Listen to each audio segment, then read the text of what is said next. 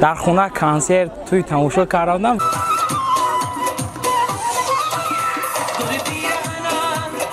که پدرم من رو دوست داشته است همین خیلی همین هنر ما چی میکنیم؟ اقصد که نگاه میداریم.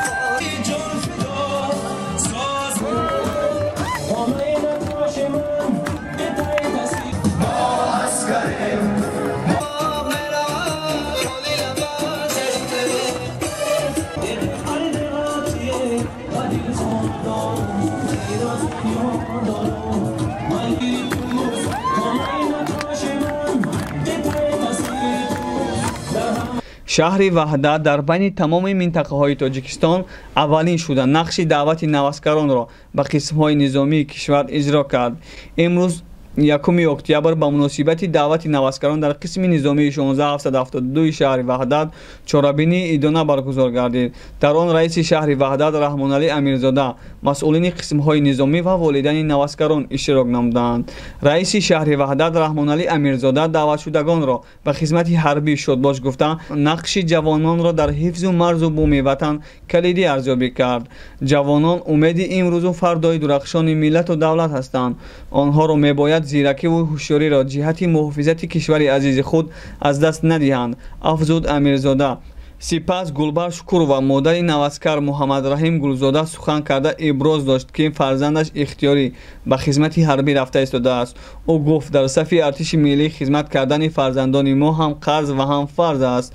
بنابراین ما نباید به خدمت رفتن فرزندانمان غمگین شویم، بلکه باید خرسندیمان حد و کنار نداشته باشد.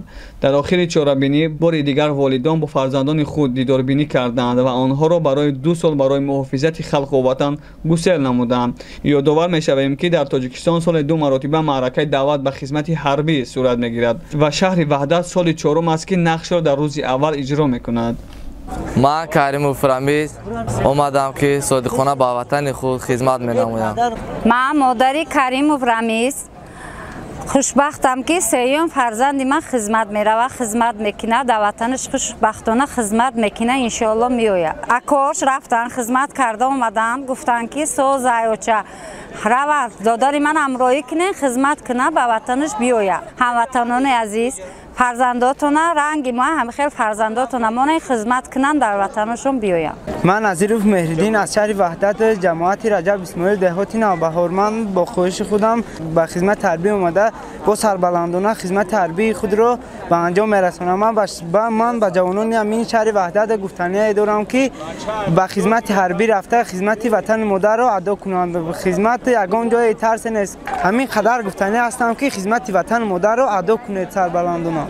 امکی من خدمت کردگی است. وقتی که او از خدمت اومد من پرسیدم احوال اونجا رو، او به من گفت که خدمت یگان جای ترس ندارد. وقتی که او خدمت کرده اومد سربلندانه حالی به کار برآمده است، کار کرده ایستاده است. من هم میخواهم که بعد از خدمت اومده به وطن خود صادقانه خدمت نمایند.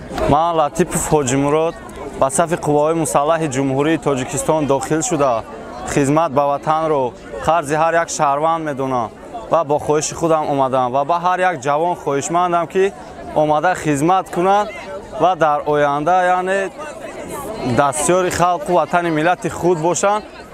شکر از آن میکنیم که این در یک وطن آباد و آزاد زندگانی داره.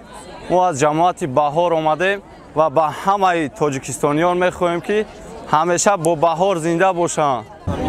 من سفرزاده معروف فیضعلی سرباز قطاری از جماعت دهات کریم اسماعیل دهه ارغون، خود سرباز قطاری که به خواهش خود حس وطن‌دوستی بود که ما اومدیم و در اویله همین اویله کورکنی و اینی که ما به دنیا اومدیم همین پدرم که در اویله همین و این کار میکرد. من هم یک فرزند وطن‌دوست همچون به مثل پدرم میخوام کورکنی همین ارگان شوم. با همین سبب بود که من همین ба сафи қувваҳои мусаллаҳ омада хизмати ватан муддарро иҷро карда истодам ва насиб иншааллоҳ бошад баъди ҳамин адои хизмат боз ба мисли падарам як фарзанди ватандӯстдору ватанистдон мебошам.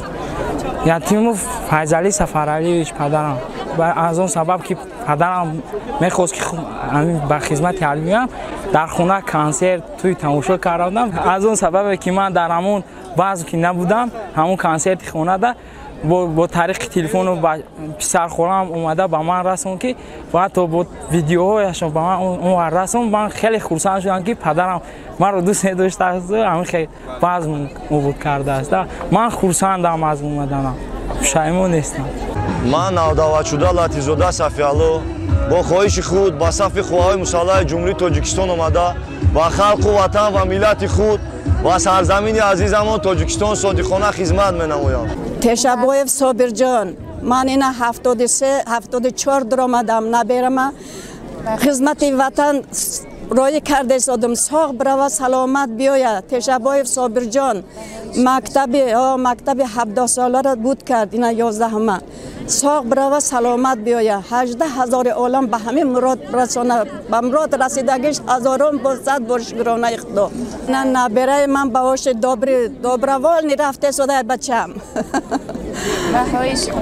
иншоалло ҳамашон соғ саломат. бачаҷоно нагрезен, ватана хизмат кине, посбонӣ кине, соғ бре саломат биёе. 18,000 олама нигаҳбон шава парвардигор замоне тенҷи пури сери кина. раббана ва раббил оламин. ҳамдиёрони азиз, навазкарони арҷуманд, имрӯз ҷавонмардони шуҷои шаҳри Ваҳдат бо назардошти талаботи қонуни ҷумҳурии Тоҷикистон дар бораи ӯҳдадории ҳарбӣ баҳри сафарбар шудан ба хизмати ҳарбӣ ва ҳифзи манфиатҳои давлату миллатамон ҷамъ омаданд ки мояи ифтихори ҳар яки мо ва волидайни шумо мебошад. барои ҷавонон мактаби ҳаёт, мактаби ҷасорату мардонагӣ ба шумор меравад. онҳо маҳз дар давраи хизмати аскарӣ имкон доранд ки моҳияти мафҳуми ватан, давлат ва миллати худро барои хубӣ дарк карда сабақи далерию шуҷоат ва садоқат омӯзанд. имрӯз аз самими дил ба хизмати ҳарбӣ сафарбар шудани шуморо табрику муборакбод гуфта барои хизмати садоқатмандонаатон ба давлату миллати сарбаландамон барору комёбӣ хоҳонам. ба волидани ҳар як кадоми шумо сарбозони ихтиёрӣ барои тарбияи чунин фарзандони шуҷоъ арзи миннатдории хешро баён мекунам. من تدبیر خالصه تدبیر نظرولی بچم به خوی خودش به خدمت وطن مادر وطن خدمت رفته است و این پسندیم برای نون از تو اومدن شد همین نون ما چی میکنیم مقصد که نگاه میداریم و سری بلند کرده بچه‌ها. پروردگارا مملکتمون تنگی امانی شهری پوری بگردانم و پروردگار همه ما و شما را در همین راه استقلالیت پروردگار به مراد و مقصد برسونه. انا بیرم من برافتم مالک درست جانو خیلی باشد خیلی باشد بله خوش آمده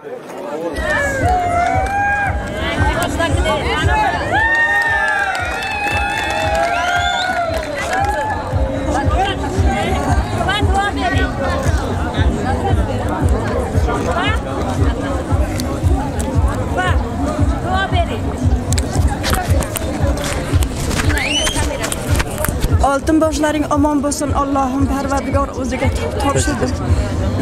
18 ming olam Parvardigor Karim o'zi panohingda o'zing asragin.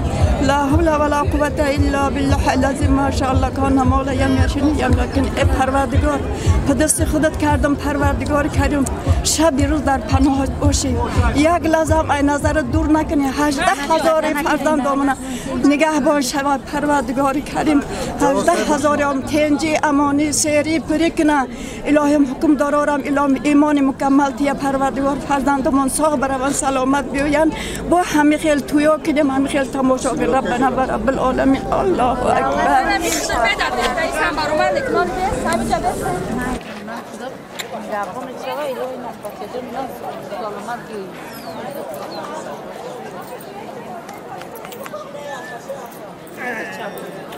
نشوی رفتی جا تو نه جناب بعضی قطعه نیام مایلی بچه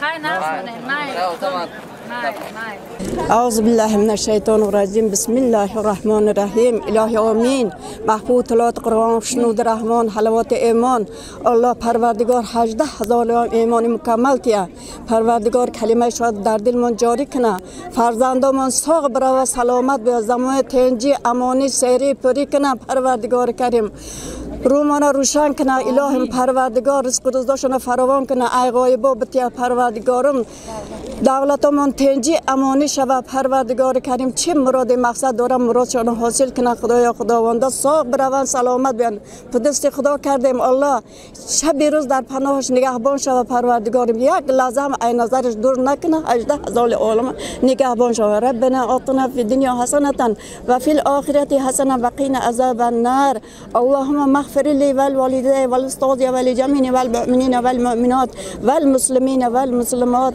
الاحياء منهم والاموات ومنزل البركات ومدرجات وقاضي الحاجات برحمتك يا ارحم الراحمين لا اله الا الله وحده لا شريك له له الملك وله الحمد ويحيي ويميت وهو حي لا يميت بيده الخير وهو على كل شيء قادر خدا خودت قادر خودت حاضر ربنا و رب العالمین در پناه خدا